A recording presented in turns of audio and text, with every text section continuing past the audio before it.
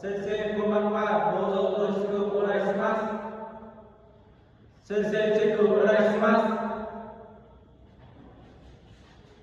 す。すみません。アジア首都はどこですか？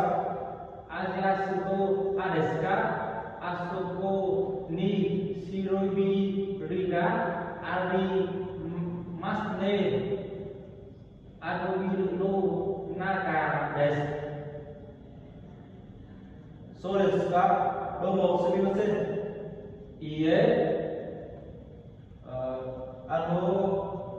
となありますが、はい、あちらに大量の粉があります。